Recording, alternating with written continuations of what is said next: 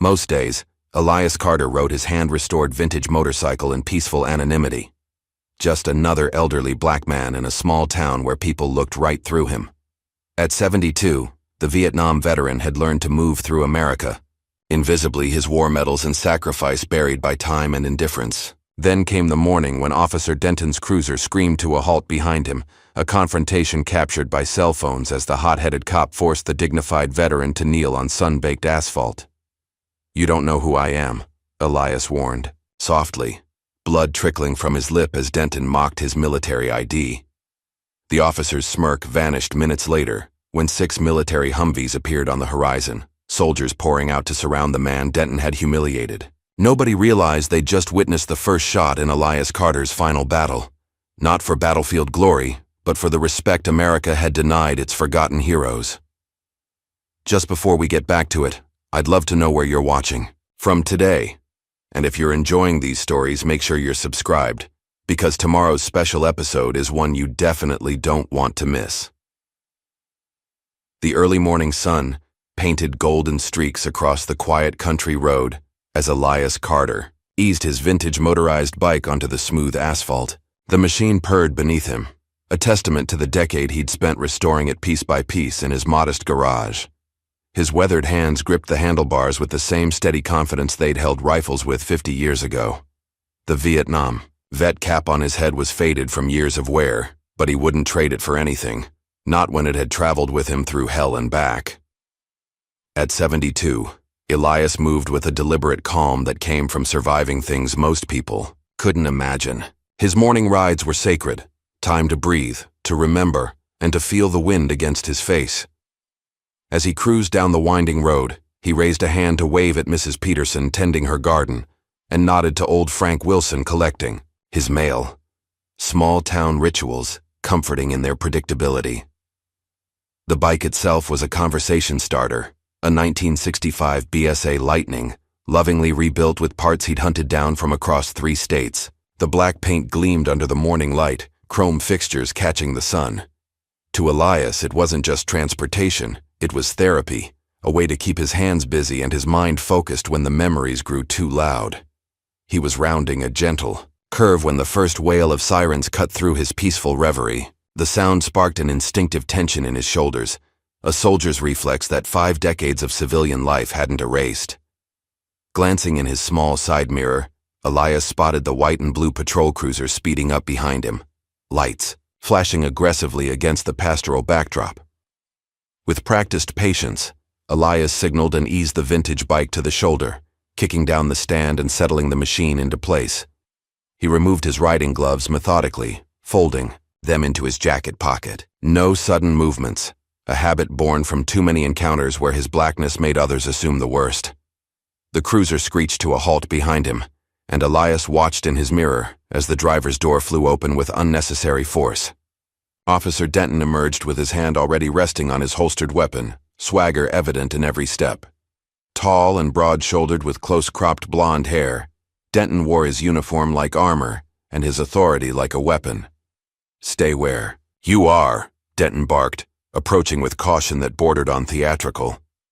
His mirrored sunglasses reflected Elias's own image back at him, an older black man sitting calmly on a vintage bike. Elias remained perfectly still, hands visible on his thighs. "Good morning, officer," he offered, voice steady and respectful. Denton circled him once, eyes scanning the bike with open suspicion. Without preamble or greeting, he launched straight into accusation. "You steal that bike, old man? Got no plates on it?" The question hung in the air like a slap.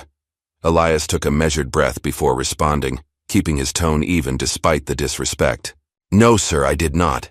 This is a 1965 BSA Lightning street legal vintage. I've owned her for over 40 years. He reached slowly toward his jacket. "My registration is—" "Keep your hands where I can see them," Denton snapped, cutting him off. His hand tightened on his weapon. "This piece of junk on wheels looks suspicious. We've had reports of stolen vehicles in the area." Behind Denton, a second officer emerged from the passenger side of the cruiser. Officer Morales was younger, her dark hair pulled back in a tight bun, her expression carefully neutral as she assessed the situation. She hung back, allowing Denton to take the lead.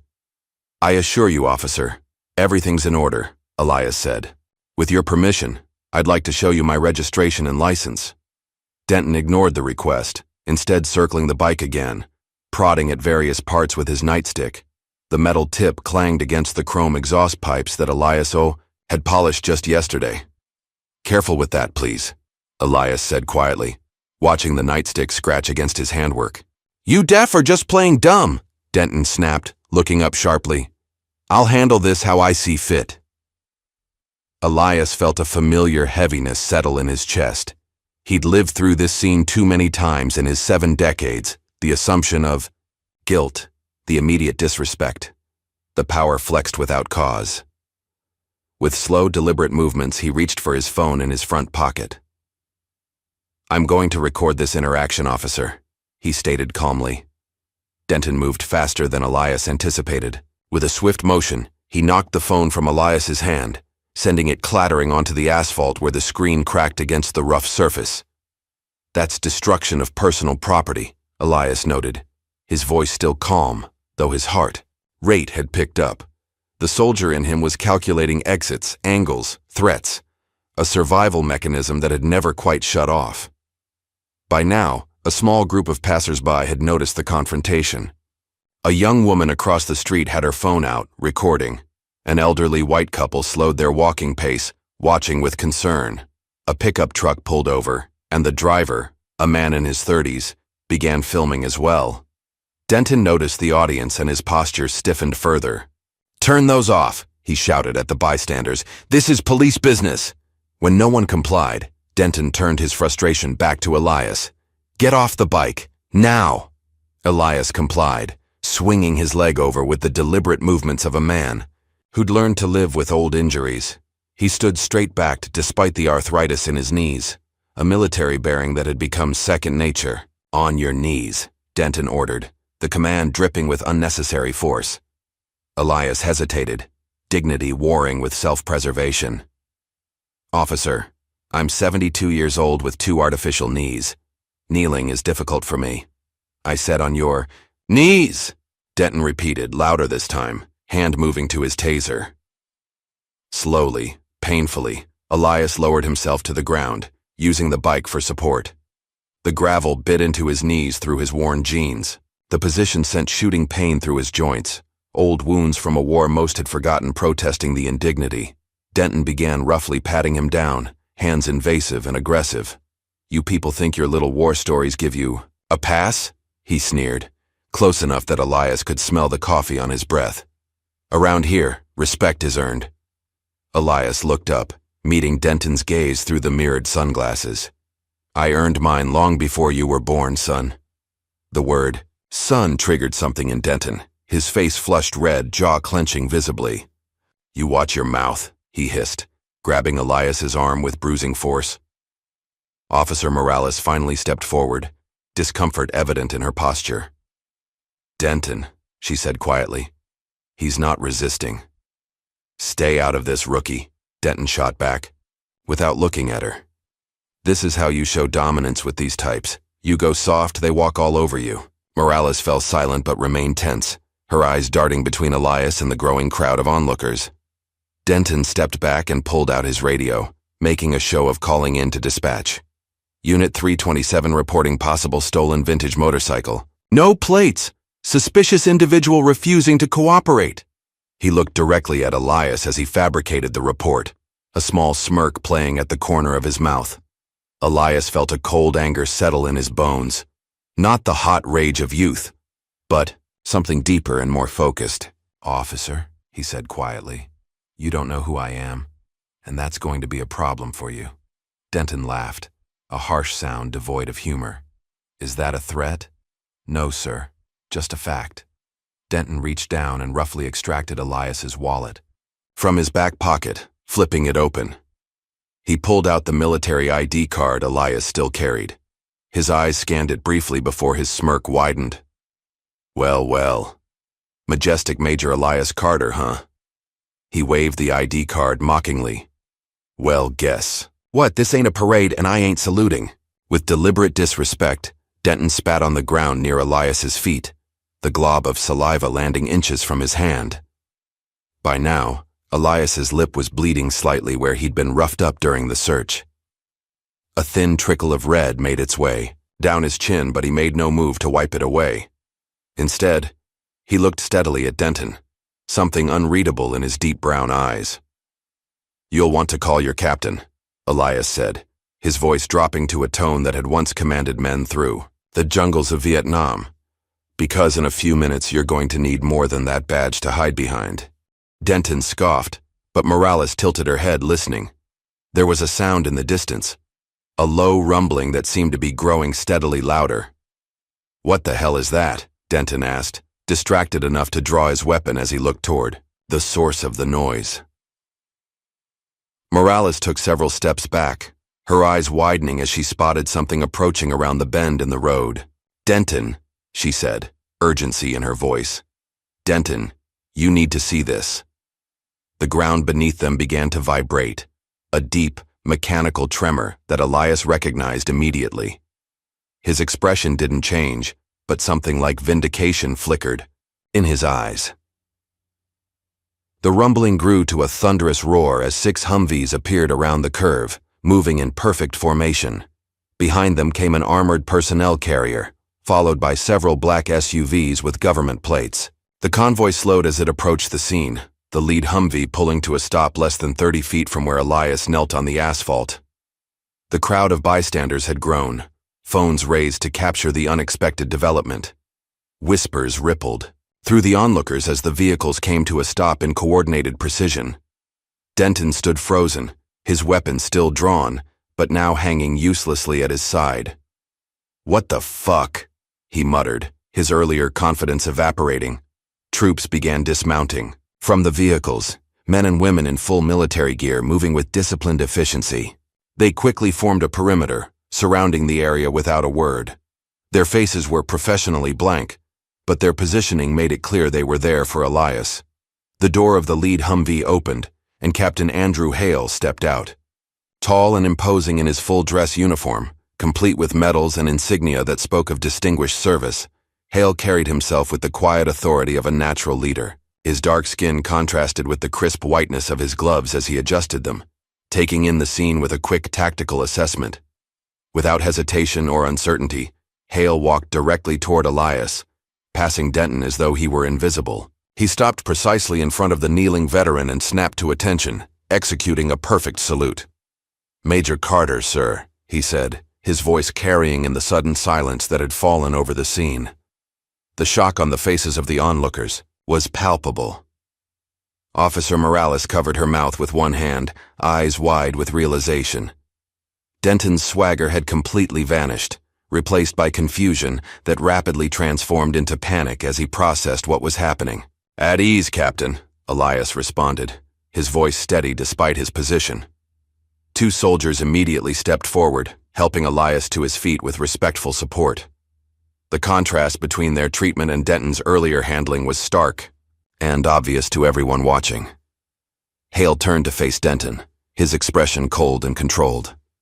"You've just assaulted one of the most decorated living veterans of this country. Stand down immediately." Denton's face flushed red again, but now with embarrassment rather than anger. Still, he attempted to salvage his authority. "This is police jurisdiction," he stammered, gesturing vaguely with his badge. "You have no right to interfere with—" "And this is my officer," Hale cut him off sharply. "You're on camera." He nodded toward the multiple phones recording the interaction. "Want to keep digging?" The standoff between Captain Hale and Officer Denton created an electric tension in the air. Elias stood slightly behind Hale now, his posture straight despite the pain in his knees, his dignity restored by the unexpected arrival of the military convoy. "Sir," one of the soldiers said to Elias, offering him a handkerchief for his bleeding lip. Elias accepted it with a nod of thanks. Hale hadn't broken eye contact with Denton. "We've been watching how your department treats our veterans," he said, his voice quiet, but carrying. "Today just confirmed our worst fears." Denton's hand tightened on his weapon, his knuckles white. "You can't just roll in here with military vehicles and take over a police matter." "Actually," Hale replied, "I can. Special directive from the Joint Chiefs countersigned by the governor. He pulled out a folded document from his breast pocket and held it up. Would you like to read it, or should I call your superiors to explain why you're harassing a man who's served this country for over 5 decades? More vehicles were arriving now. Unmarked cars with government plates, a media van with satellite equipment, even a motorcycle escort of veterans in leather jackets, emblazoned with military insignia. The small country road was quickly becoming crowded with supporters and spectators. The soldiers who had formed the perimeter began to approach, creating a protective circle around Elias. They were diverse, men and women of various races, ages, and backgrounds, but all moved with the same disciplined respect. One of them, a young black woman with sergeant's stripes, knelt to retrieve Elias's fallen Vietnam vet cap from the ground. She dusted it off carefully before presenting it to him. "Your cap, sir," she said, holding it out with both hands. Elias took it with a small nod. "Thank you, Sergeant." As he placed the cap back on his head, a ripple of recognition seemed to pass through the growing crowd. Phones were raised higher, cameras zoomed in, and whispers intensified. Someone in the back called out, "That's Major Carter, the one from the Tay Ninh Province rescue." Hale turned to address the onlookers, his voice pitched to carry without shouting. "This man," he said, gesturing to Elias, "led soldiers through hell while others ran. He saved 43 lives in a single night during the Tet Offensive. He's built homes for homeless veterans, trained officers at West Point, saved countless lives through his outreach programs. And this is how he's repaid." The crowd's murmuring grew louder, many faces turning toward Denton with expressions ranging from disgust to outright anger. Denton's radio crackled to life, and a voice demanded an update on the situation. He fumbled with it, eyes darting between Hale, Elias, and the circle of soldiers now surrounding them. "I need backup at mile marker 47, he said into the radio, voice cracking slightly. "Military personnel interfering with police business." Almost immediately, a black SUV pulled up beside the police cruiser. A stern-faced woman in a sharp suit stepped out, badge already in hand.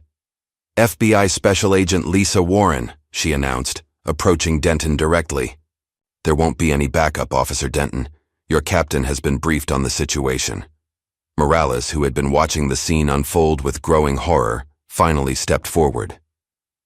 "Agent Warren, I'd like to make a statement about Officer Denton's conduct prior to your arrival." Denton shot her a venomous look. "Shut your mouth, rookie. That sounds like witness intimidation to me," Hale observed mildly. "Wouldn't you agree, Agent Warren?" Warren nodded, making a note on her tablet. "Officer Morales, we'll take your statement formally back at your station. For now." She turned to Denton, hand extended. "I'll need your badge and service weapon. Pending internal investigation." "This is bullshit," Denton protested. But the fight had gone out of him. He unclipped his badge and handed it over with visible reluctance. While this exchange took place, more soldiers had approached Elias. They greeted him with respectful salutes or quiet words of thanks. One older veteran with a prosthetic leg simply clasped Elias's hand in both of his, eyes shining with emotion. "You remember Jackson, sir?" the man asked. "You pulled him out of that rice paddy in '68. I was right behind you." Recognition dawned in Elias's eyes. "Reynolds," he said softly. "Daniel Reynolds. You made it home." "Thanks to you, sir," Reynolds replied, voice thick with feeling. Similar reunions were happening all around as more veterans emerged from vehicles to greet Elias. It was becoming clear that this was no random military convoy. These were men and women whose lives had been touched by Elias Carter in one way or another, spanning generations of service. Captain Hale watched these interactions with quiet satisfaction before turning back to the situation at hand. "Agent Warren, we have video evidence of Officer Denton's conduct today, as well as testimonies from multiple witnesses regarding a pattern of similar behavior." Warren nodded briskly. "We'll handle it from here, Captain. My team has been monitoring this department for months." She glanced at Elias. "Major Carter's incident today simply accelerated our timeline." Denton, now disarmed and badgeless, stood with his hands clenched at his sides. His face had gone from red to pale, realization dawning that his career was effectively over. You set this up, he accused Elias. You planned this whole thing. Elias didn't respond directly. Instead, he walked slowly toward his bike, the circle of soldiers parting to let him pass. He ran a hand over the vintage machine, checking for damage from Denton's nightstick. Only when he'd completed his inspection did he turn to face Denton. Next time, he said quietly, know who you're talking to. The simplicity of the statement seemed to hit Denton harder than any threat could have. He stood speechless as Morales was escorted to a separate vehicle to give her statement, and as Agent Warren directed other FBI personnel to secure the scene. Hale approached Elias again, speaking in a lower voice now. Sir, we have transport ready if you'd prefer not to ride. Elias shook his head. I'll ride my own way back, Captain, but I appreciate the escort. Of course, sir. Hale nodded, then hesitated. Sir, about the forgotten line, the network is growing faster than we anticipated. After today, recruitment will likely spike. Elias's expression revealed nothing, but he gave a small nod. We'll discuss it at the base. For now, let's clear these good people out of the road. They've seen enough drama for one morning. Hale began issuing orders, and the soldiers returned to their vehicles with practiced efficiency. The media van, which had been capturing everything, received a special instruction from an FBI agent. Footage would be held for 24 hours before release, standard procedure for incidents involving national security figures. As Elias prepared to mount his vintage bike again, a young boy broke away from his mother in the crowd, running up to the veteran before anyone could stop him. Sir, the boy said, breathless with excitement, are you a real hero? Elias looked down at the child, no more than 8 or 9, with wide eyes full of wonder. He knelt slowly, painfully, to bring himself to the boy's level. No, son, he said gently. I'm just an old soldier who did what needed doing. The real heroes are the ones who never came home. He reached into his pocket and pulled out a small object, a worn challenge coin from his unit. He pressed it into the boy's palm. You remember that, you hear? Remember the ones who didn't come back? The boy nodded solemnly, clutching the coin. His mother approached, apologizing for the interruption, but Elias waved it away with a smile. No harm done, ma'am. As he straightened up again, his eyes met Denton's across the scene. The officer stood isolated now, watched by FBI personnel, his career and reputation in tatters. There was no triumph in Elias's gaze, no gloating, just a weary recognition of a battle that should never have been necessary. With Captain Hale's assistance, Elias mounted his bike again. The engine came to life with a well-tuned rumble. The military convoy reorganized itself, forming an escort position around him. Humvees ahead and behind, motorcycles flanking. Agent Warren approached one last time. Major Carter, we'll need your formal statement. You'll have it, Elias assured her. But first I need to ride. The day's still young and I've got places to be. As the procession prepared to depart, bystanders began to applaud spontaneously.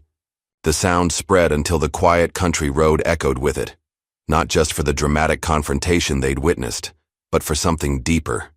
Something about justice long delayed, but not denied. Something about respect earned through sacrifice. Elias didn't acknowledge the applause. He simply adjusted his Vietnam vet cap, nodded to Captain Hale, and eased his vintage bike forward. The convoy moved with him, a protective formation around a single rider on a hand-restored bike. Behind them, Officer Denton watched them go, the ruins of his career settling around him like dust.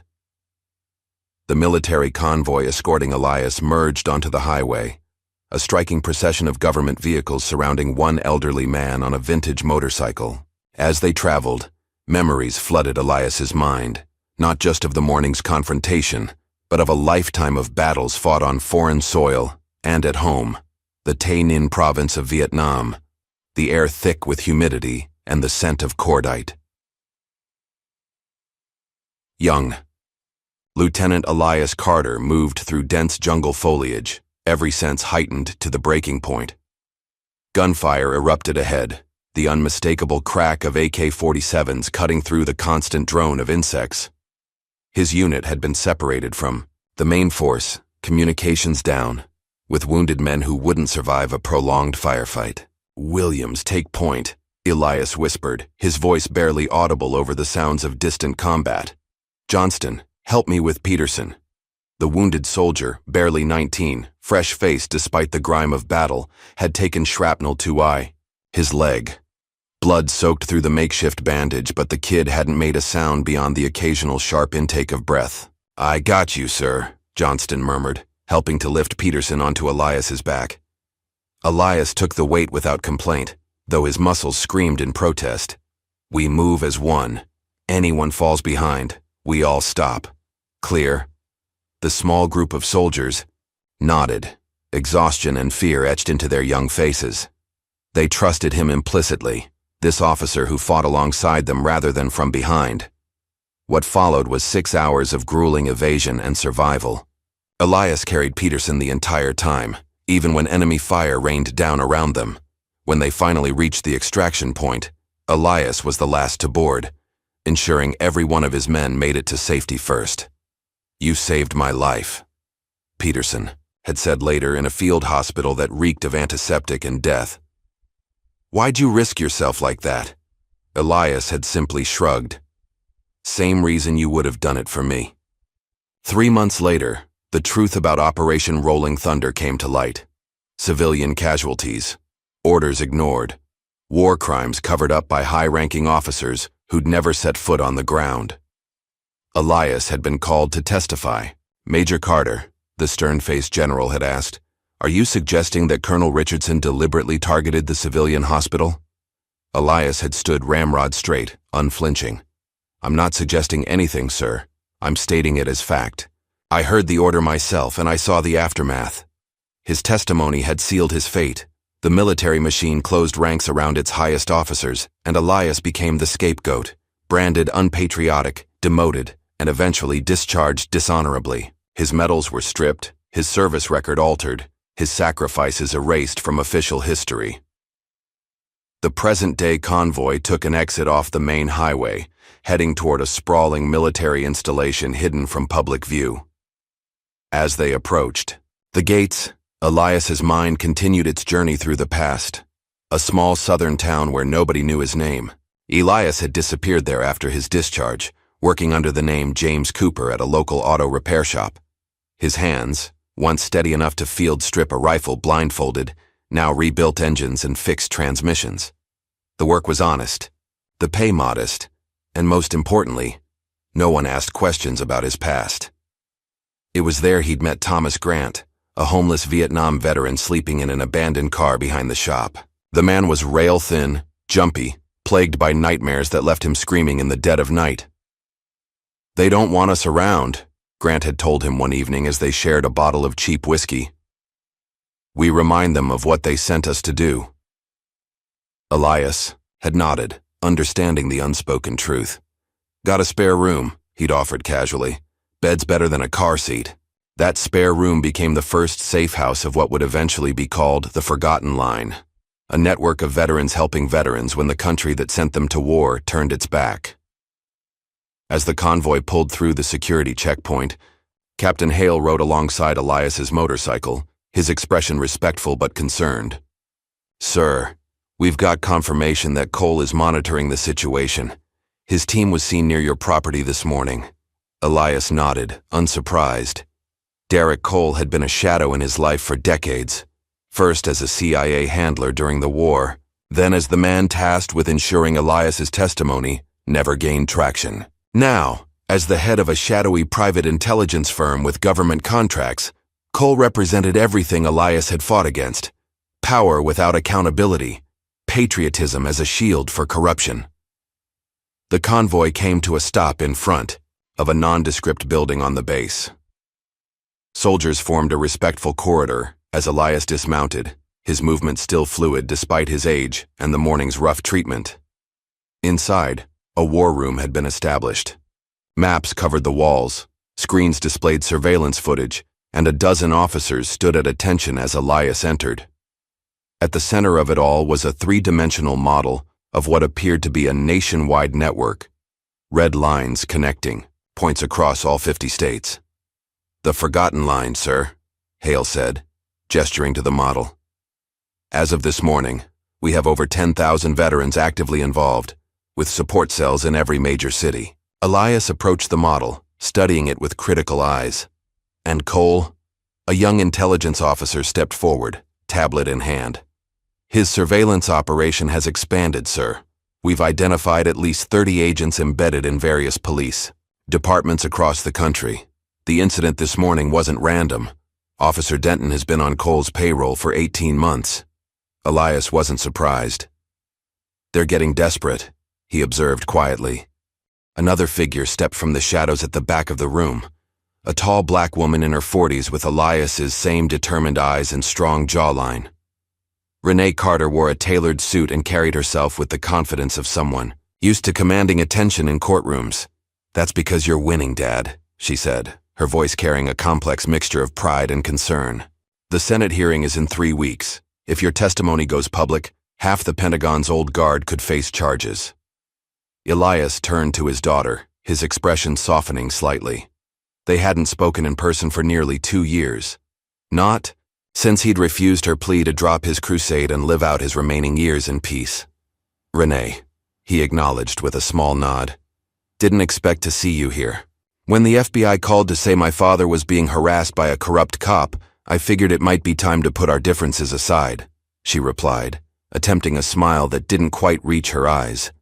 Their relationship had fractured long ago when Elias's constant battles against the system had left little room for family. Renee had grown up with a father often absent, physically present but mentally still fighting in jungles halfway around the world.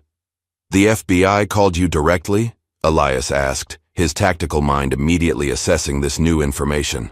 I've been working with them on the case against Cole for months, Renee admitted. What happened today just accelerated our timeline. Understanding dawned on Elias. The morning's confrontation hadn't been entirely coincidental. It had been allowed to happen, monitored, used as evidence in a larger operation. He felt a flash of irritation at being used as bait, but it was quickly replaced by grudging respect for the strategy. A young soldier approached with a tablet displaying news feeds. Sir, the footage is going viral. All major networks are running it. The screens around the room switched to various news channels, all showing the same footage. Elias kneeling on the ground, Denton's aggressive behavior, and the dramatic arrival of the military convoy. The headlines varied from decorated, veteran harassed by police to military intervenes in shocking roadside stop. And so it begins, Elias murmured, watching as his private crusade suddenly became very public. Captain Hale cleared his throat. Sir, there's something else you should see. He nodded to another officer, who brought up a different video on the main screen. This one showed a young soldier in Iraq, surrounded by gunfire, carrying a wounded comrade through the chaos of an ambush. That's you, Elias realized, recognizing a much younger Andrew Hale in the footage. Hale nodded. Baghdad, 2007. I was leading a routine patrol when we were hit. Lost 3 men in the first minute. His voice remained professional, but emotion crept in around the edges. Then this man appeared out of nowhere. The video showed another figure entering the frame. Older, civilian clothes, but moving with unmistakable military precision. The man helped Hale evacuate his wounded soldiers, seemingly immune to the bullets flying around him. You were there as a contractor, Hale continued. Officially training local police, unofficially building what would become the forgotten line in the Middle East. You saved my life that day, and you disappeared before I could even thank you. Elias watched the footage with a distant expression. He remembered that day, one of many where he'd found himself in the wrong place at the right time. When I finally tracked you down years later, Hale said, I learned what happened to you after Vietnam, how they buried your testimony, stripped your rank, tried to erase you from history. His voice hardened. That's when I started recruiting. Every soldier you ever saved, every veteran who found shelter through your network. We became your army, sir, fighting the battle you started 50 years ago. The room fell silent as the weight of Hale's words settled. Elias looked around, at the faces watching him, young and old, diverse in every way except for the shared look of respect in their eyes. "The war never ended for some of us," Elias said finally, his voice quiet but carrying to every corner of the room. "We just changed battlefields." He turned back to the map showing the Forgotten Lines network, tracing one of the red lines with his finger. "Show me what Cole's been up to." As the briefing continued, the story of Elias's life unfolded through reports, surveillance footage, and testimony. How he'd built safe houses for homeless veterans while the VA failed them. How he'd trained former soldiers to advocate for themselves in a system designed to wear them down. How he'd quietly gathered evidence against corrupt officials who profited from endless wars, while soldiers came home broken and abandoned. And through it all, Derek Cole had watched and waited, seeing Elias as a threat to the comfortable status quo that kept power in the hands of those who abused it. "He's been surveilling you for years," the intelligence officer explained, bringing up files showing Elias's movements being tracked, waiting for you to make a mistake he could use to discredit you. "But you never did," Renee added, professional, admiration mixing with daughterly pride. So now he's getting desperate. Elias absorbed the information with the calm assessment of a man who'd been fighting the same enemy for decades. "The bike ride wasn't random," he admitted finally. "I knew Denton's reputation, knew he couldn't resist harassing an old black man in his jurisdiction. You let yourself be bait," Hale realized. Elias nodded. "Sometimes you let the beast bite, so the world sees its teeth." As the meeting concluded, Elias stood before the assembled soldiers and agents. Despite his age and the morning's rough treatment, his bearing was that of a commander addressing his troops. "What happens next won't be easy," he told them.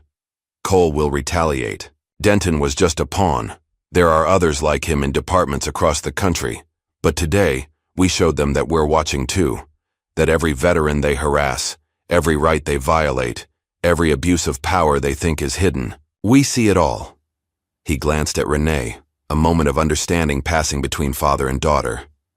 "It's time to bring this fight into the light."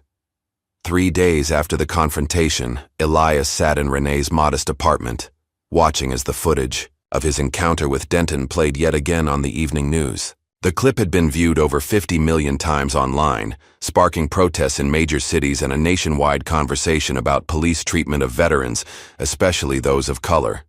"They're calling you the man who refused to kneel," Renee said, setting a cup of coffee in front of her father.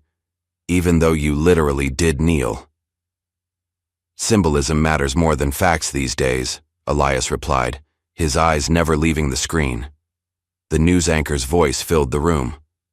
"Officer Bradley, Denton has been suspended pending investigation, with the FBI now examining dozens of similar complaints against him. Meanwhile, Major Elias Carter has declined all interview requests, even as his story inspires growing protests nationwide."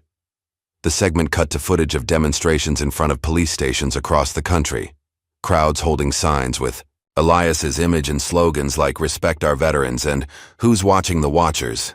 "You've become a symbol overnight," Renee observed, settling into the chair across from him. Elias finally looked away from the television, studying his daughter instead. Her law degree hung framed on the wall behind her, evidence of the path she'd chosen, fighting injustice through legal channels while he'd waged his shadow war. "Not by choice," he said finally. "Symbols make convenient targets." "Is that why you've refused protection?" Renee asked, frustration edging into her voice. "Captain Hale has a security detail on standby, but you won't even let them station someone outside." Elias sipped his coffee, the familiar argument settling between them like an old piece of furniture, worn but immovable. "I've been taking care of myself for a long time." "This is different," Renee insisted. "Cole isn't just watching anymore. That footage humiliated him, exposed an operation he's been running for years. He'll retaliate." Before Elias could respond, his phone buzzed with a text message. He checked it, his expression revealing nothing. "Your FBI friends work fast," he remarked, showing her the screen, a news alert announcing that Denton's suspension had been upgraded to termination after more evidence emerged of his misconduct. Across town, in a run-down trailer park on the outskirts of the city, Bradley Denton sat alone in the dark, illuminated only by the glow of his television screen and the ember of his cigarette. Empty whiskey bottles littered the coffee table in front of him as the same news report announced the end of his career. Terminated effective immediately, the anchor's voice declared dispassionately. Sources within the department suggest Denton had a long history of complaints, particularly regarding his treatment of minority citizens. Denton hurled his glass at the television, where it shattered against the screen. "Lying bastards," he snarled to the empty room. "You all approved every report I ever filed." His phone had been ringing nonstop since the incident, reporters, lawyers, even a few death threats. He'd stopped answering 2 days ago. Only one call had gotten through.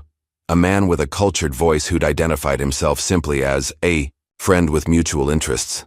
The stranger had asked pointed questions about Elias Carter, about the forgotten line, about the military's involvement. Denton had been drunk enough to share what little he knew, and sober enough to recognize an opportunity when the man had offered to make things right. Now, as he reached for another bottle, his phone buzzed with a text. "Meet tomorrow, 2 p.m. Coordinates attached. Come alone. DC." Denton smiled for the first time in days, a cold expression devoid of humor. "Payback time, old man," he muttered, saving the message. Morning came to a small park near Renee's apartment building.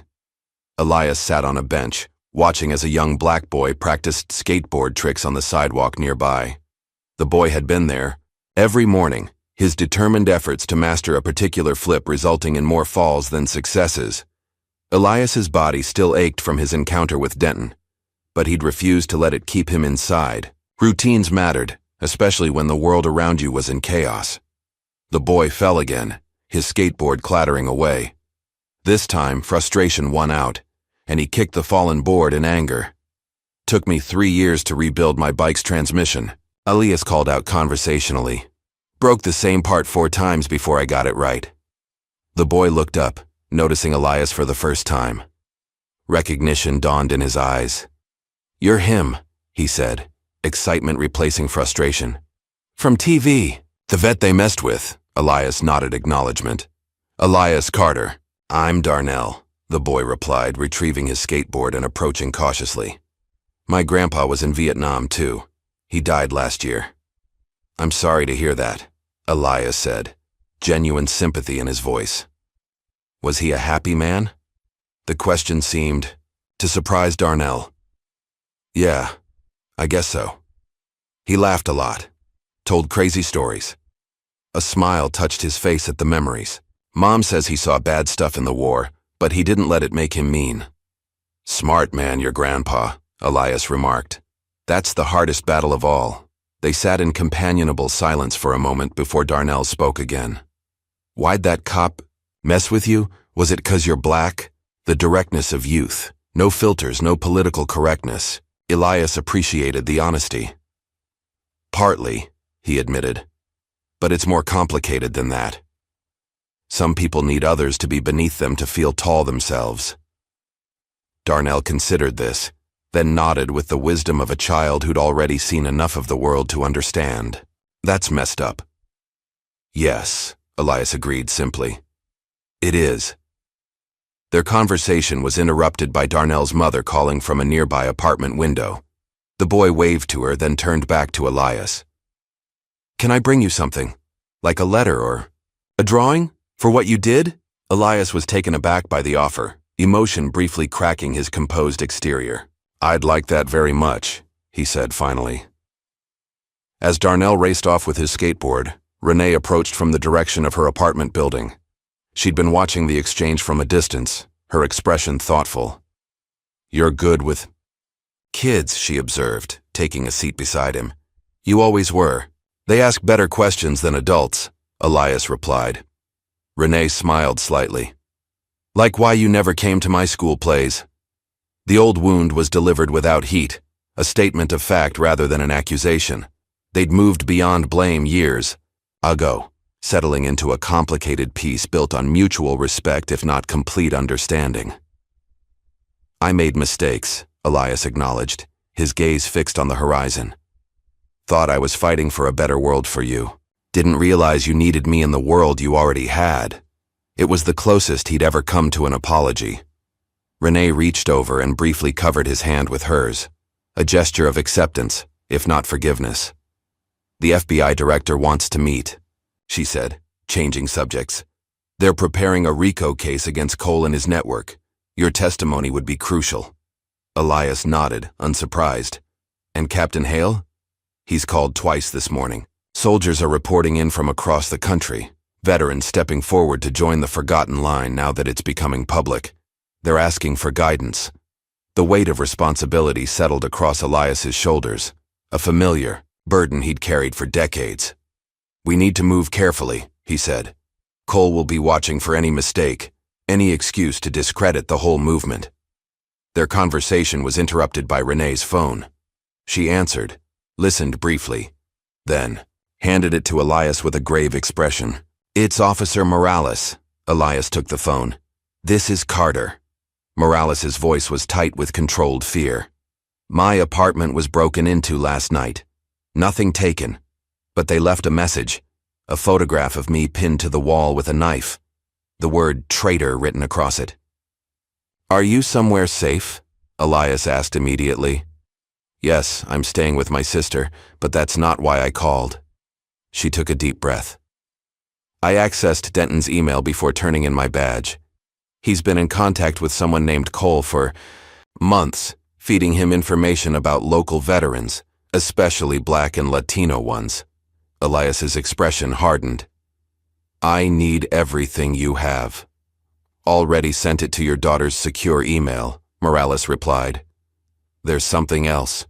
Denton's meeting Cole today. I have the coordinates. As Elias ended the call and relayed the information to Renee, media vans began pulling up to the park entrance. Word of his location had somehow leaked. We need to go, Renee said urgently, already on her feet. Elias stood more slowly, watching, as reporters and camera operators spilled from the vehicles. No, he said firmly. Running looks like guilt. I'll talk to them. Dad, we don't have time. Make time. He cut her off, his voice taking on the tone of command that had once directed men through battle. This is part of the fight, too. As the reporters approached, shouting questions and thrusting microphones forward, Elias stood his ground. The cameras captured his image, an elderly Black man in a Vietnam vet cap, standing straight despite his years, facing the media storm with the same calm he'd shown Denton. Major Carter, how do you respond to allegations that you staged the confrontation with Officer Denton? Major Carter, will you be filing a lawsuit against the police department? Major Carter, can you tell us about the forgotten line? Elias raised a hand, and somehow the simple gesture silenced the clamor. When he spoke, his voice was measured but carried to every microphone. I'm not here to be a symbol, he said clearly. I'm here to start a war on silence. For 50 years, I've watched veterans come home to a country that would rather forget them, especially if they're Black or brown.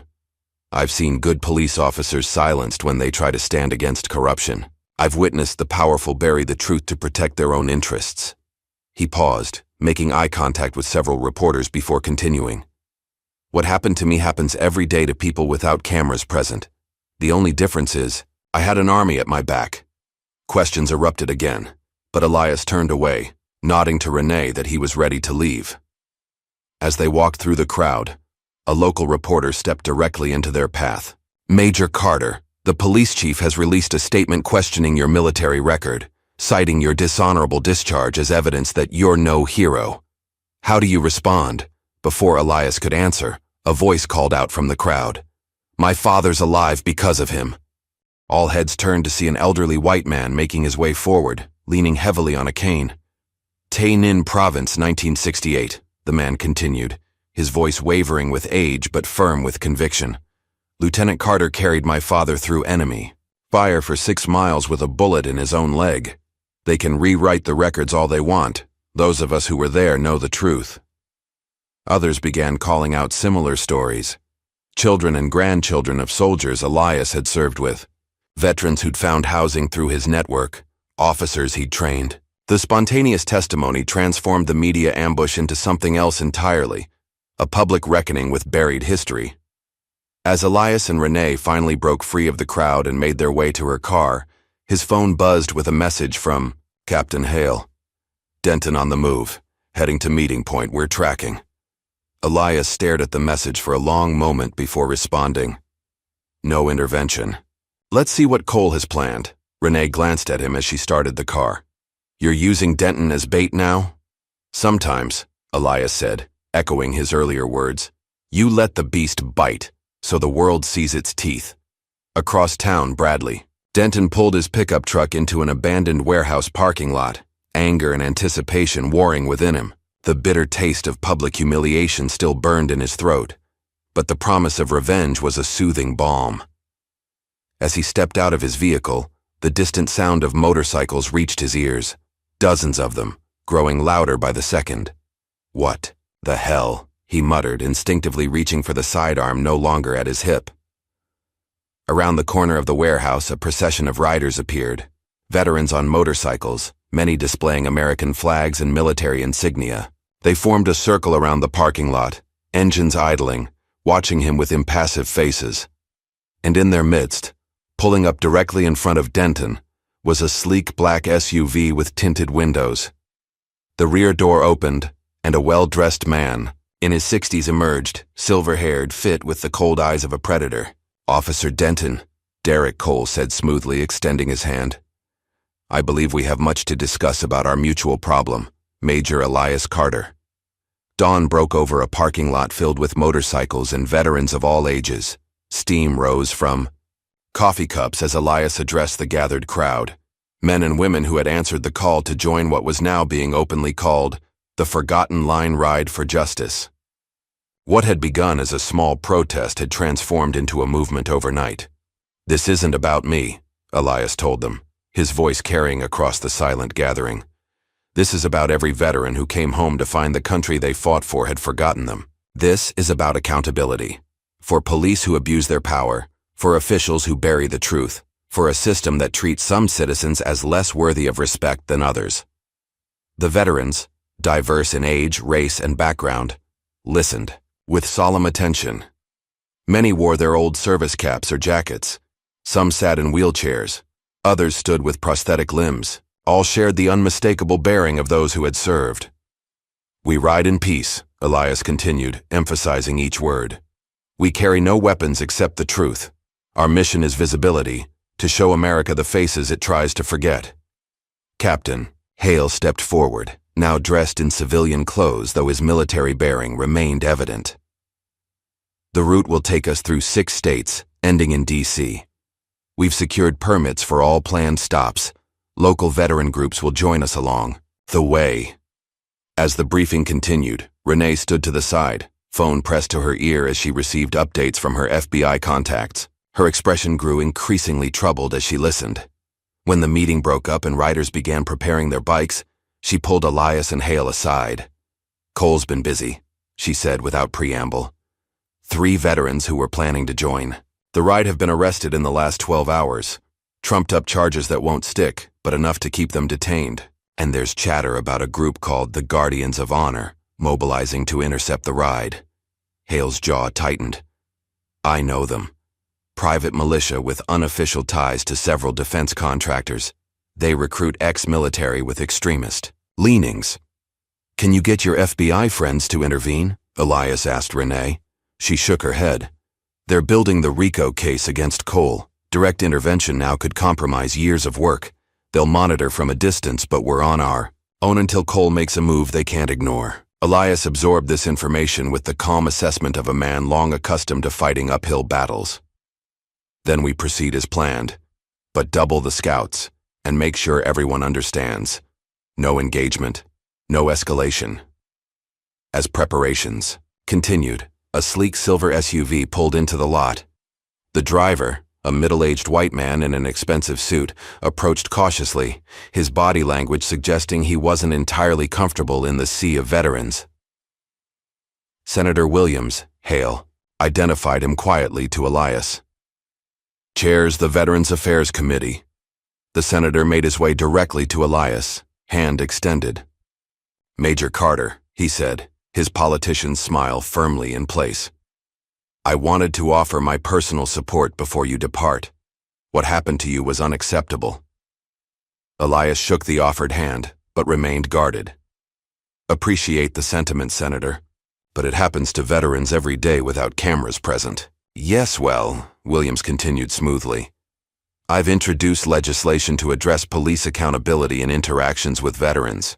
We're calling it the Carter Act. Before Elias could respond, a young female veteran with a prosthetic leg stepped forward. That the same legislation you gutted last session, Senator? The one that would have increased funding for veteran mental health services? Williams's smile faltered slightly. Ms. Rivera, the budgetary constraints were. Save it, she cut him off. We've heard the excuses. You're here for a photo op, not to help. The confrontation drew attention from nearby riders, creating an uncomfortable tension. Elias placed a calming hand on Rivera's shoulder. The senator's support is welcome, he said diplomatically. As is his legislation, however belated. But this ride isn't about politics or photo opportunities. He turned back to Williams. If you want to help, Senator, start by explaining why. The VA hospital in your district has been understaffed for 3 years running.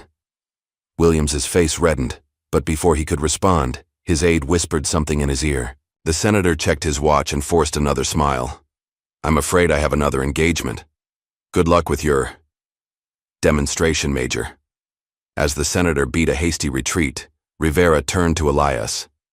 Sorry if I overstepped. You didn't, Elias assured her. Politicians come and go, the fight remains. By mid-morning, the convoy was on the road, over 50 motorcycles led by Elias on his vintage bike, with support vehicles carrying supplies and riders who couldn't manage the full journey. Captain Hale rode directly behind Elias with scouts, positioned ahead and alongside the group. The first day's ride proceeded smoothly, with locals gathering along roadsides to watch the procession pass. Some waved American flags, others held signs supporting veterans or criticizing police brutality. News helicopters tracked their progress from above, broadcasting live updates on the growing movement. As they crossed into Mississippi late that afternoon, Renee called Elias during a rest stop, her voice tight with controlled urgency. Something's wrong, she said without greeting. 3 of our advance scouts haven't checked in. They were supposed to verify the route through Taylor County an hour ago. Elias signaled to Hale, who joined the call. Could be simple mechanical issues, Hale suggested, though his expression suggested he didn't believe it. All 3, Renee countered. Simultaneously? And now I'm getting reports of unusual activity along that stretch. Unmarked vehicles, communications jammers. Elias considered their options. The planned route would take them through a sparsely populated area, good for avoiding traffic complications, but potentially isolating if trouble arose. We'll reroute, he decided. Take the highway instead. More exposure, more witnesses. I'll coordinate, Hale agreed, already moving to spread the word among the riders. 20 minutes later, the convoy was back on the road, now following the more public highway route. The change seemed to have averted whatever trap might have been set, but Elias remained vigilant, constantly scanning their surroundings. His caution proved justified when, 10 miles down the highway, a deafening explosion ripped through the air. One of the veterans' bikes, 2 vehicles ahead of Elias, suddenly erupted in flames, sending its rider tumbling across the asphalt. Chaos erupted as riders swerved to avoid the wreckage. Hale's training kicked in immediately, his voice cutting through the confusion with crisp commands. Defensive perimeter, medics to the injured, security teams, assess and report. Veterans responded with military precision, forming a protective circle around the crash site, while those with medical training attended to the injured rider and his passenger. Traffic on the highway came to a standstill as civilian witnesses looked on in shock. Elias dismounted and moved swiftly to the burning motorcycle, where Rivera and another veteran were pulling the injured rider to safety. The man, Wilson, a Vietnam-era Navy veteran, was conscious but badly burned along one side. Bomb, Wilson gasped through pain. Under the seat, timed, professional job. Elias knelt beside him, helping Rivera apply pressure to a bleeding wound. Did you see anything? Anyone near your bike at the last stop? Wilson shook his head, grimacing. Nothing. But had a visitor last night. Guy claiming to be with Veteran Affairs. Asked a lot of questions about the ride. Hale approached, face grim. Another rider found this under his seat, he said quietly, showing Elias a small sophisticated device. Hasn't been activated yet. We're checking all vehicles now. Elias's expression hardened. Cole's making his move. As emergency vehicles arrived and the injured were loaded into ambulances, Elias gathered the remaining riders for a hurried conference. News crews had already appeared, cameras rolling as they captured the aftermath of the explosion. This changes things, Elias told the group. Anyone who wants to turn back, now's the time. No judgment. Not a single rider stepped away. Instead, Rivera spoke for the group. They're trying to scare us off. That means we're making them nervous. All the more reason to continue, another veteran agreed. Elias nodded, pride evident beneath his concern. We'll break into smaller groups, vary our routes, and reconvene at the safe house in Atlanta. Harder to target, harder to track. As the riders reorganized, Renee called again. This time her voice carried undisguised alarm. Dad, you need to... See this, she said, sending a file to his phone. Captain Hale discovered it in a classified database he still has access to. The document that appeared on Elias's screen was heavily redacted but clear enough. Operation details describing containment protocols for high-value domestic targets, with his name prominently featured. The authorization signature belonged to Derek Cole. He's not just trying to discredit you anymore, Renee said. This is an elimination order disguised as a security protocol. Elias showed the document to Hale, whose expression darkened. I've seen this format before, the captain confirmed. Black Ops authorization. Gives them plausible deniability if things go wrong. We need to abort the ride, Renee insisted. You're walking into a kill zone. But Elias had spotted something else in the document. A reference to primary target acquisition at Convergence Point D. He zoomed in on the partially redacted map coordinates. They're not just targeting me, he realized aloud.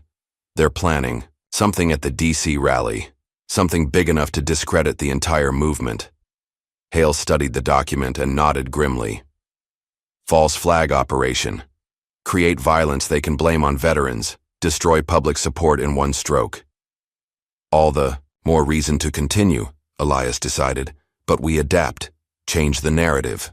As the convoy split into smaller groups and departed, each taking different routes toward Atlanta, tensions among the younger veterans began to surface. During a refueling stop, Elias overheard a heated conversation between Rivera and several others. This is war, a former Marine was saying. They're using lethal force. We should respond in kind.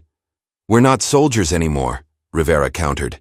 We can't what? Defend ourselves? The Marine demanded. They just tried to kill Wilson. You want to wait until they succeed with someone else? Elias approached quietly, his presence immediately shifting the dynamic of the conversation. The veterans fell silent, some looking defiant, others uncomfortable. We should fight back, the Marine told Elias directly, unwilling to back down. We have the training, the numbers. Elias regarded him steadily. And then what? We become exactly what they're trying to paint us as. Dangerous, unstable, a threat to public safety. So we just let them pick us off? Another veteran demanded. We fight, Elias corrected. So the next generation doesn't have to. Violence is what they want from us. Proof that we're dangerous, that we need to be controlled. He looked each of them in the eye. I've seen what happens when the line between soldier and civilian blurs. We all have. That's not the victory we're after. The tension gradually dissipated, though not all seemed entirely convinced. As they prepared to continue their journey, Elias's phone rang once more. This time it was Officer Morales. My apartment was firebombed an hour ago, she said without preamble, her voice shaking slightly despite her evident attempt to remain composed. I wasn't home, but my neighbors. 3 people are in the hospital. Elias closed his eyes briefly, the weight of responsibility settling more heavily across his shoulders. I'm sorry, Morales, Don't you dare say this is your fault, She cut him off fiercely. I made my choice when I testified against Denton. But you need to know, he's completely off the grid now. His trailer was found abandoned, and according to some files I acquired from the department database, he's been in regular contact with someone matching Cole's description for months. Any idea what they're planning? Nothing specific, but there was a reference to something called Operation Cleansing Fire. Whatever it is, it's scheduled for the DC rally. As Elias ended the call and rejoined the group preparing to depart, he found Renee waiting for him. She'd flown in to coordinate with local FBI contacts and now stood beside her rental car, arms crossed, concern evident in her expression. "You're drawing them out," she said. Not a question, but a realization. "This whole ride, it's not just a protest, it's bait." Elias neither confirmed nor denied, but his silence was answer enough. "Dad, these people trust you," she said, gesturing to the veterans preparing their motorcycles. "They believe in what you're doing. Do they know you're using them as part of some elaborate trap?" "They know exactly what they signed up for," Elias replied quietly. "Every one of them has been failed by the system we're fighting. They understand the risks. The question is, do you?" The challenge hung between them, not just about the immediate danger, but about the decades-long fight that had defined their relationship. Renee had always chosen to work within the system, believing it could be reformed. Elias had long ago decided the system itself was the problem. After a long moment, Renee nodded. "I understand now," she said simply. "I didn't before. I do now." Something shifted between them. A reconciliation not expressed in words but in mutual recognition. Renee stepped forward and briefly embraced her father. "Be careful," she said as she pulled away. "I'll see you in Atlanta." As the smaller convoy departed, now just 12 riders including Elias and Hale, media attention intensified. News of the bombing had spread nationwide, with commentators across the political spectrum weighing in on the veteran movement. Some outlets portrayed Elias as a hero standing against corruption. Others began running suspiciously similar stories questioning his military record, his motives, even his mental stability. Phrases like radical agenda and anti-police sentiment appeared with increasing frequency. Cole's media influence runs deep, Hale observed, as they watched a particularly negative report during another rest stop. Same talking points across multiple networks, Elias wasn't surprised. Money buys narratives, always has. Despite the increasing pressure, the ride continued to gain support. Veterans who couldn't join physically began posting video messages online, sharing their own stories of mistreatment and expressing solidarity. One retired general's statement went viral. "Elias Carter saved my life in '68. Anyone questioning his service is questioning mine." By the time the fractured convoy began to reunite in Georgia, over 300 riders had joined the movement from across the country. Local police initially attempted to block their entry into Atlanta, but relented when National Guard units, acting on orders from a sympathetic governor, arrived and waved the veterans through. 2 days later, as the expanded convoy prepared for the final leg of their journey to Washington, D.C., Elias received an urgent call from an unexpected source, the mayor of Braxton, a small industrial town along their planned route. "Major Carter," the woman's voice was professional but warm, "I understand your group will be passing through our jurisdiction tomorrow. I wanted to personally assure you of our support and offer a police escort through our town." The offer seemed genuine, but something in Hale's expression as he listened to the call on speakerphone prompted Elias to probe deeper. "That's very generous, Mayor Lewis. May I ask what prompted this offer?" "Well," she hesitated briefly, "to be frank, we've had some issues with our police department in the past. Your movement has sparked important conversations in our community. The least we can do is ensure your safe passage." After a few more minutes of conversation and details exchanged, Elias ended the call. Hale immediately voiced his concern. "Something's off. Braxton isn't even on our published route." Elias nodded, and the mayor mentioned specific timing we haven't made public. "Trap?" Hale asked, already knowing the answer. "Almost certainly." Elias studied the map on the table before them. "The question is, Do we avoid it or spring it? Renee, who had rejoined them in Atlanta, leaned forward. The FBI has been monitoring Cole's communications. There's been a spike in activity centered around Braxton, specifically the abandoned industrial zone on the east side. Elias traced the route on the map. Remote, limited access points, poor cell coverage. Perfect for an ambush. We should bypass it entirely, Renee argued. Take the highway instead. But Elias was already formulating a different plan. No, he said finally. We go through. But we go prepared. Hours of strategic planning followed, with Hale coordinating veterans with special operations experience while Renee liaised with trusted FBI contacts. By morning, the plan was set, one that would either expose Cole's operation once and for all or lead them into disaster. The convoy departed Atlanta at dawn, now nearly 500 strong, with media helicopters tracking their progress from above. As they approached Braxton, Elias gave the signal, and the convoy split into 3 groups. The main force continued on the highway, bypassing the town entirely. A second, smaller group took a different alternate route.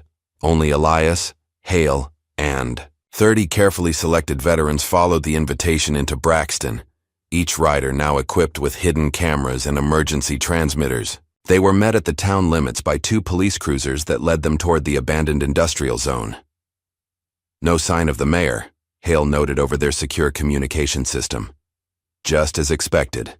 Elias nodded, his focus on their surroundings as they entered the industrial area. Decrepit warehouses loomed on either side, broken windows like empty eye sockets staring down at the procession. The road narrowed, forcing the riders into a more vulnerable single-file formation. Communications failing, one veteran reported, his voice breaking up over the radio. GPS signal jamming detected, exactly as predicted. Elias gave the prearranged hand signal, and the riders subtly activated their backup systems, specialized military equipment Hale had secured through contacts still active in special operations. As they rounded a corner into what appeared to be a dead end, a concrete yard surrounded by abandoned buildings, the escort police cruisers suddenly accelerated away, leaving the veterans alone in the enclosed space. For several long seconds, nothing happened. Then a single shot rang out, a warning fired into the ground near Elias's front tire. The veterans immediately formed a defensive perimeter, engines still running but movement halted. Drones are in position, Hale murmured over their still-functioning private channel. Broadcasting to secure military channel and Rivera's team outside the jamming radius. More shots followed. Precise fire that disabled several motorcycle tires and engines without directly targeting the riders. Professional work, designed to immobilize rather than kill, at least initially. Snipers in the east and north buildings, a veteran with combat experience reported quietly. At least 5 positions. Elias remained calm, surveying their predicament. This was the moment of greatest danger, but also opportunity. Everything depended on Cole taking personal command, on his desire to face Elias directly. As if on cue, a figure emerged from behind one of the buildings. Bradley Denton, now unshaven and wild-eyed, clutching a rifle with white-knuckled intensity. He approached the trapped convoy, weapon trained directly at Elias. "You ruined my life," he spat, rage contorting his features. "You made me the villain." Elias remained seated on his bike, hands visible, voice steady. "You did that all by yourself." Denton's finger tightened on the trigger. But before he could fire, another figure emerged from the shadows. Derek Cole, impeccably dressed despite the surroundings, his silver hair catching the sunlight. "That's enough, Officer Denton," Cole said smoothly, placing a restraining hand on Denton's shoulder. "This requires finesse." Cole approached Elias with the confident stride of a man accustomed to power. At his signal, armed men in paramilitary gear emerged from various hiding places, surrounding the veterans completely. "Major Carter," Cole greeted him, as though they were meeting at a social function rather than an ambush. "It's been a long time." "Not long enough," Elias replied evenly. Cole smiled thinly. "Still the same stubborn idealist. You could have lived out your days in peaceful obscurity. Instead, you forced my hand. Again. Like you forced it in Tynin." or when you buried evidence of war crimes to protect your superiors. Ancient history, Cole dismissed with a wave. Today is about the future, specifically yours, which is about to become very short and very violent. As Cole spoke, one of his men approached, carrying what appeared to be assault rifles and homemade explosive devices. These will be found with your bodies, Cole explained conversationally. Tragic, really. Unstable veterans, radicalized by social media, attempting a domestic terror attack thwarted by brave local police. He glanced at Denton. Officer Denton here will be hailed as a hero who gave his life stopping the threat. Denton's head snapped toward Cole, confusion replacing rage. What are you talking about? You said I'd get my job back, that we'd expose Carter as a fraud. Cole ignored him, continuing to address Elias. The narrative writes itself. Veteran extremism, the danger of anti-police sentiment, the need for stricter domestic surveillance. Your little movement dies today, along with its leader. The trap was fully sprung now, but not in the way Cole imagined. While he monologued, Hale had been systematically activating emergency signals, and the veterans had subtly repositioned themselves according to their prearranged plan. Elias checked his watch, a deliberate motion that caught Cole's attention. Expecting someone? Cole asked, amused. Your reinforcements are being intercepted as we speak. No one is coming to save you. I don't need saving, Elias replied calmly. But you might. Before Cole could respond, the sound of approaching vehicles shattered the tense standoff. Not from the road they'd entered on, but from a service entrance that Cole's men had left unguarded, a deliberate weakness in their perimeter that Hale had identified during their planning. Officer Morales emerged first, weapon drawn, live-streaming the entire scene from her body camera. Behind her came additional police officers, not from Braxton, but from neighboring jurisdictions accompanied by FBI agents in tactical gear. Federal agents, a voice boomed over a loudspeaker. Drop your weapons. Cole's composure finally cracked, his eyes darting between the new arrivals and Elias's calm expression. Understanding dawned on his face. You knew. We knew, Elias confirmed. The question is, did you really think I'd walk into your trap without setting one of my own? In the confusion, Denton made a desperate move, swinging his rifle toward Elias with murderous intent. Captain Hale reacted, instantly tackling the former officer before he could fire. The two men crashed to the ground, struggling for control of the weapon. Cole used the distraction to signal his men, who opened fire on the federal agents. Chaos erupted as the veterans took cover, protecting each other with practiced coordination. Not one of them drew a weapon, exactly as Elias had instructed. Instead, they formed a human shield around civilians who had been watching from the sidelines, local residents who had gathered out of curiosity, now caught in the crossfire. The image of unarmed veterans protecting innocent bystanders while under attack would become one of the most powerful symbols of the entire movement. Within minutes, the superior numbers and training of the federal agents overwhelmed Cole's mercenaries. One by one, they surrendered or were subdued. Cole himself attempted to escape in the confusion, but was cornered by Morales and two FBI agents. As the gunfire ceased and the area was secured, Elias finally dismounted from his bike, exhaustion evident in the stiffness of his movements. The confrontation had ended without a single veteran firing a shot, a fact that would feature prominently in every news report that followed. Denton, now in handcuffs and bleeding from his struggle with Hale, was led past Elias toward a waiting police vehicle. He stopped briefly, defeated rage still smoldering in his eyes. This isn't over, he muttered. For you it is, Elias replied simply. As federal agents took Cole into custody, reading him his rights with grim satisfaction, Elias watched with complex emotions. The man had been his nemesis for decades, first as his handler in Vietnam, then as his persecutor after the war, and finally as the architect of a conspiracy that had nearly cost numerous lives. Renee arrived with the second group of veterans, rushing to her father's side. Are you all right? Elias nodded, surveying the aftermath of the ambush. The arrested mercenaries, the evidence being collected, the media now arriving to document it all. It worked, Renee marveled, still processing their success. Every bit of it caught on camera, broadcast in real time. They can't bury this. No, Elias agreed, a weight lifting from his shoulders. Not just from today's victory, but from decades of fighting shadows. Not anymore. As medical personnel attended to minor injuries and agents secured the scene, Elias sat heavily on a concrete barrier, the adrenaline of the confrontation finally receding to leave only bone-deep weariness in its wake. Captain Hale approached, offering a bottle of water. "Sir," he said quietly, "the convoy is regrouping outside town. Over 1,000 riders waiting to escort you to D.C. Elias took a long drink before responding. "Tell them we'll be there soon."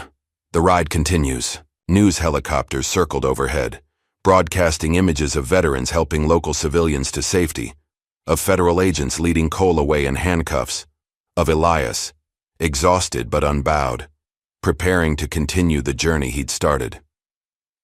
The trap had been sprung, but not the one Cole had intended. Instead, it had become the moment when the shadows were finally exposed to light, when decades of buried truth could no longer be denied. The footage of the Braxton ambush dominated every news channel and social media platform. Americans awoke to images of unarmed veterans shielding civilians while under fire, of Elias Carter calmly facing down armed mercenaries, of Derek Cole being led away in handcuffs. The narrative Cole had hoped to create, violent, unstable, veterans posing a threat to society, had been flipped entirely. Instead, the world witnessed veterans once again putting their lives on the line to protect others.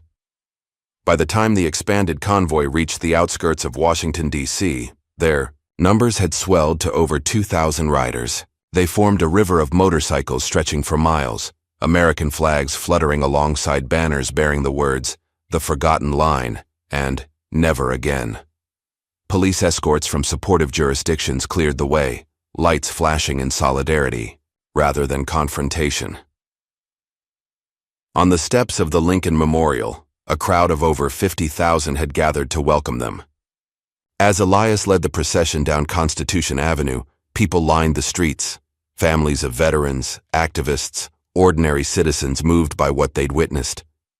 Many held signs, "Thank you for your service, then and now," and "Justice for all veterans." "They're calling you the man who refused to kneel," Captain Hale remarked as they approached the memorial, referencing the phrase that had become a rallying cry across the nation. Elias, exhausted but determined to finish what he'd started, allowed himself a small smile. "Ironic considering Denton did force me to kneel." "It's not about the physical act," Renee said, riding alongside them in a support vehicle. "It's about refusing to be broken." As the lead riders reached the memorial steps, a roar went up from the crowd. News cameras captured the moment from every angle as Elias dismounted, removing his Vietnam vet cap out of respect for the sacred space. Hale and Rivera flanked him as he slowly climbed the steps, his body showing the strain of the journey but his bearing still proud. At the top, a surprise awaited. The President of the United States, standing with a small contingent of officials and military leaders. The crowd fell silent as Elias approached the Commander-in-Chief. "Major Carter," the President said, extending his hand.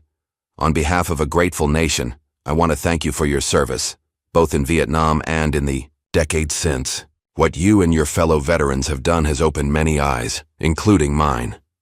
Elias shook the offered hand, his expression reserved. "Thank you, Mr. President. But I didn't do this for recognition or gratitude." "I understand that," the President replied.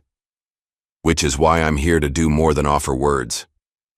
He turned to face the cameras. "Today, I am signing an executive order creating a special investigative committee to examine the systematic mistreatment of veterans, particularly veterans of color, throughout our nation's history. And I am issuing a formal presidential commendation to Major Elias Carter, reinstating his honorable discharge status and returning the medals he earned through his extraordinary service." An aide stepped forward with a velvet box containing the Bronze Star and Purple Heart that had been stripped from Elias decades ago. The President opened it, offering it to Elias. "Major Carter, I would be honored if you would accept these back, along with the Medal of Freedom, Our nation's highest civilian honor. The crowd erupted in cheers, but Elias made no move to take the offered medals. Instead, he looked past the president to the veterans assembled behind him, men and women who had joined the forgotten line, who had risked everything to stand with him. "I appreciate the gesture, Mr. President," Elias said, his voice carrying across the suddenly hushed gathering, "but I must respectfully decline." Murmurs rippled through the crowd as the president's smile faltered slightly. "These medals belong on the graves of soldiers who never came home," Elias continued. "And that medal of freedom, give it to the veterans. Still sleeping under bridges, still fighting for health care, still treated as second-class citizens in the country they defended." He gestured to the assembled riders. "Give it to them. They're the ones who truly deserve recognition." The president, after a moment of surprise, nodded with newfound respect. "I understand. Perhaps we can discuss more substantive actions my administration can take." "That," Elias agreed, "would be a start." 2 weeks later, Elias sat in a congressional hearing room, facing a panel of senators investigating Cole's operations and the broader issues of veteran mistreatment. The room was packed with media and spectators as Elias delivered his testimony, calm, measured, but unflinching in its honesty. "For 50 years, he told them, I've watched as this country sends young men and women to fight its wars, then abandons them when they return broken in body or spirit. I've seen how veterans of color face additional battles just to be recognized for their service. I've witnessed how power protects itself, how truth is buried for convenience, how patriotism is used as a shield for corruption." Senators shifted, uncomfortably as Elias continued, laying bare decades of systemic failure with precise, undeniable examples. Some looked away when he described homeless veterans dying on the streets. Others wiped away tears as he recounted stories of soldiers who took their own lives after being denied care. "What happened to me on that road wasn't unique," Elias said. "The only difference was that someone was watching, someone with the power to intervene. Most veterans face their battles alone." When he finished speaking, the room remained silent for several long moments before erupting into applause. Even senators who had initially been skeptical of Elias's movement found themselves standing. Outside the hearing room, Renee waited, pride evident in her expression. "You did it, Dad. They actually listened." "Words are easy," Elias cautioned. "Action is what matters." "Then you'll be pleased to know that Denton's sentencing came through," she informed him. 20 years for attempted murder, conspiracy, civil rights violations, and hate crimes. No possibility of parole. Elias nodded, taking no joy in Denton's downfall. The man had been a symptom of a deeper disease, not its cause. "And Cole?" he asked. "The case is building. They've found evidence linking him to at least a dozen illegal operations targeting veterans, activists, and whistleblowers. His network is unraveling by the day." As they walked through the Capitol corridors, staffers and officials stopped to shake Elias's hand or simply nod in respect. The man who had once been erased from military history was now impossible to ignore. In the months that followed, the Forgotten Line transformed from a protest movement into a formal foundation, a nationwide network supporting veterans through housing programs, legal advocacy, and community building. Renee and Captain Hale co-founded it in Elias's name, with Hale taking a leave of absence from active duty to serve as its first director. "General Hale now," Elias corrected Rivera as they watched the newly promoted officer address a gathering of veterans and supporters. "He earned it," Rivera agreed. "The Pentagon knows which way the wind is blowing. Better to promote the heroes than be exposed for protecting the villains." Elias smiled slightly. Cynical, but accurate. "Learned from the best," she replied with a grin. The official ceremony promoting Andrew Hale to Brigadier General was attended by high-ranking military officials and politicians eager to associate themselves with the now popular veterans movement. Hale, in his acceptance speech, made it clear where his loyalties lay. "This promotion is an honor," he told the assembled dignitaries, "but the true honor has been serving alongside heroes like Major Elias Carter. I still serve today because of what he did in '68 and what he continues to do every day, reminding us all what service really means. Later, in a quiet moment away from the cameras, Hale confided in Elias. They offered me a star in exchange for silence, you know. Wanted me to distance myself from the more radical elements of the movement. And yet here you are, Elias observed. Here I am, Hale confirmed. Some things matter more than rank. In cities across America, new traditions began to take hold. On Memorial Day, silent walks were organized in honor of forgotten veterans, solemn processions that ended at VA hospitals and homeless shelters rather than war memorials. Murals featuring Elias's image appeared on buildings from Los Angeles to Boston, often accompanied by the phrase that had become his unintentional motto, "Know who you're talking to." Officer Morales, reinstated and promoted, became the face of police reform in her department. Her testimony against Denton had made her initially unpopular among fellow officers, but as public sentiment shifted, so did attitudes within the force. She led a new anti-corruption task force, implementing training programs based on Elias's experiences and teachings. "The cadets actually study your case now," she told him during a visit to the academy. Required curriculum on how not to approach a veteran, especially one of color. Elias raised an eyebrow. Progress, I suppose. As summer turned to fall, Elias received an invitation to address a gathering of over 10,000 soldiers and civilians at Arlington National Cemetery, the largest such assembly in decades. Though he'd avoided the spotlight in recent months, preferring to let younger leaders like Rivera take center stage, he accepted this final public appearance. Standing before the sea of faces, the aging veteran removed his cap as he had that first day on the memorial steps. His voice, though softened by age, still carried with the authority of one who had earned the right to be heard. "We're not heroes because of what we did in war," he told them, his words broadcast to millions watching at home. "We're heroes because we came back and kept fighting for peace, because we refused to let trauma define us, because we stand for those who can no longer stand for themselves." He gestured to the endless rows of white headstones stretching across the hallowed ground. "Those who rest here fought for an idea that this country could live up to its highest principles. Our job is to continue that fight, not with weapons, but with truth.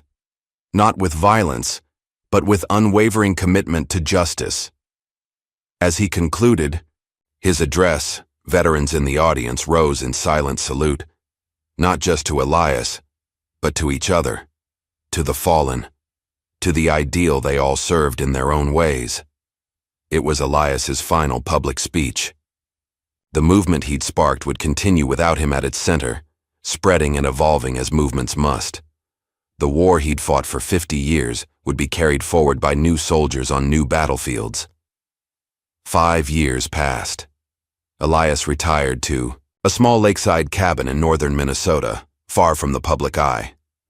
His days settled into peaceful routine, fishing in the early mornings, writing his memoirs in the afternoons, occasionally mentoring young activists who made the pilgrimage to visit the man whose stand had changed the country. The cabin was simple but comfortable, with a covered porch facing the water. His vintage BSA motorcycle, now fully restored, sat proudly in a small garage he'd built himself. On the walls hung no medals or commendations, but photographs, his unit in Vietnam, veterans he'd helped over the decades, Renee receiving her law degree, Hale's promotion ceremony, Rivera standing before the veterans' shelter she'd founded in Detroit. His constant companion was an aging German shepherd named Scout, rescued from a shelter years earlier. The dog followed him everywhere, seeming to understand the old soldier's need for quiet companionship without demands. Each morning, Elias would sit on the dock with a cup of coffee, Scout beside him, watching the sun rise over the still water. These moments of peace were hard-won, paid for through decades of fighting battles others refused to acknowledge. Renee visited when her schedule allowed, their relationship now healed through mutual respect and understanding.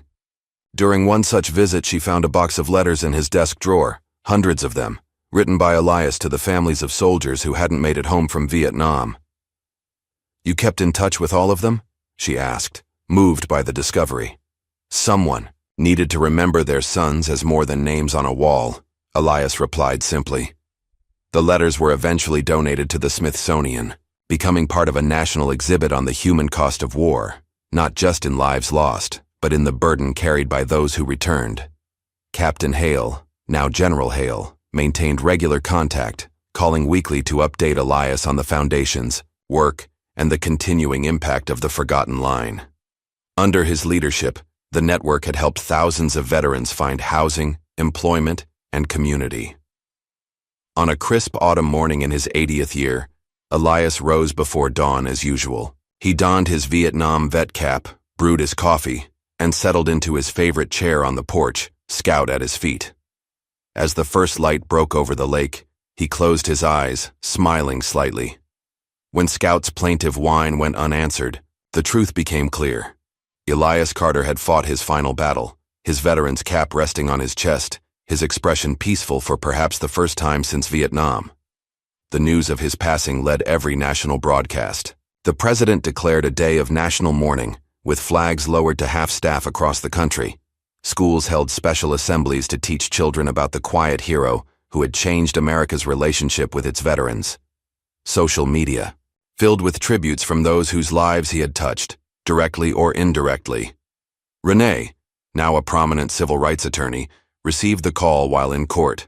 She finished her argument with tears streaming down her face, her voice never wavering, strength inherited from her father. General Hale coordinated with military and civilian authorities to plan a funeral befitting the man who had restored honor to so many. But it was Rivera who remembered Elias's own words years earlier. No parades, just a path forward. Following his wishes, there was no state funeral, no elaborate ceremony.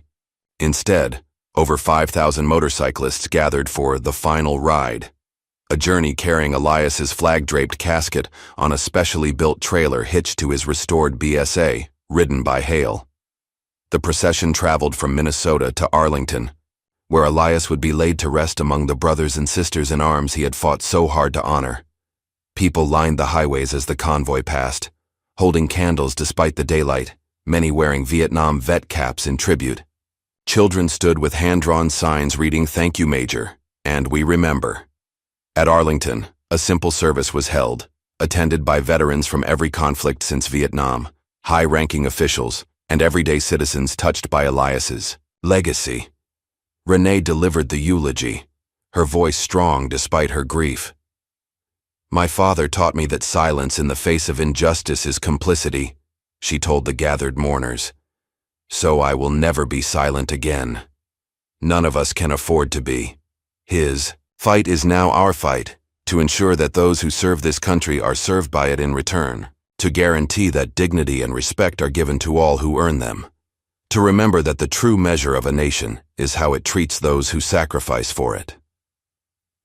As the honor guard folded the flag from Elias's casket with precise, reverent movements, Scout lay beside the coffin, refusing to leave his master. The dog would eventually go home with Rivera, continuing to attend Forgotten Line events as a living connection to the man who had started it all.